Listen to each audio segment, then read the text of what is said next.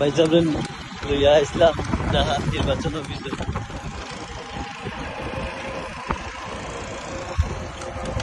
আলহামদুলিল্লাহ আজকে আশ্বাস পাইছি আমার যে সমস্যাটা, আমার আম্মার ভোটার আইডি কার্ড লইয়া খুব আজকে 2-3 বছর ধইরা খুব পেরেশানি করলাম। আলহামদুলিল্লাহ আজকে আমি ওটার লাগিয়েও আইছি, আইয়া ডাইরেক্ট নির্বাচন কমিশনারের লোকে ডাইরেক্ট সাক্ষাৎ করছি।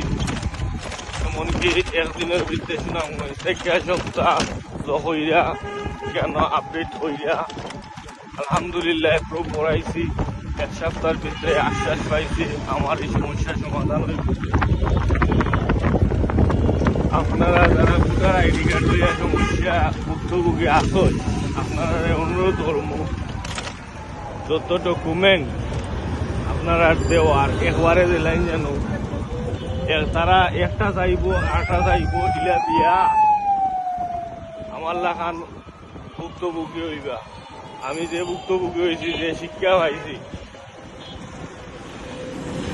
আমার লাইফেও মনে হয় অতখান কষ্ট হয়েছে না। আমি ইউকের মাটিতে আমি ব্রিটিশ হয়েছি, কিন্তু আমার মনে হয় অতখান পরিশ্রম করা লাগছে না। আমার আম্মার ভোটার আইডি কার্ডের একটা সংশোধনী কারণে 3টা বছর যে কষ্ট করছি, যে কষ্ট করলাম আমার ভাই আনতে লাগাইয়া স্বয়ং আমি নিজে হওয়া লাগছে। এত হাট, এত সমস্যা ভোটার আইডি কার্ড সংশোধন করা, এটা বুঝাইয়া যে এইটার ভুক্তভোগী হইছে না, যে এইটা সমস্যা করছে না, এ বুঝতো না। আল্লাহ এই ধরনের কেউরে বিপদ এই ধরনের সমস্যার যেন কেউরে ভালাই না।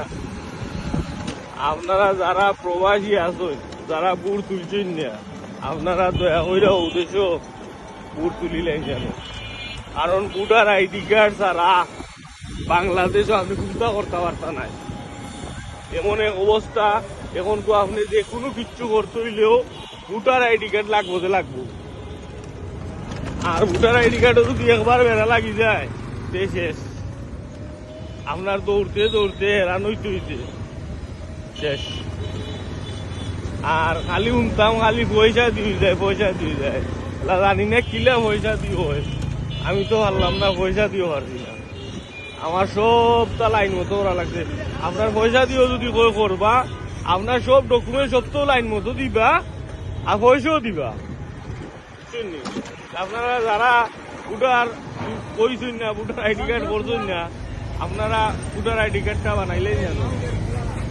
পালাতা হোক। আসসালামু আলাইকুম।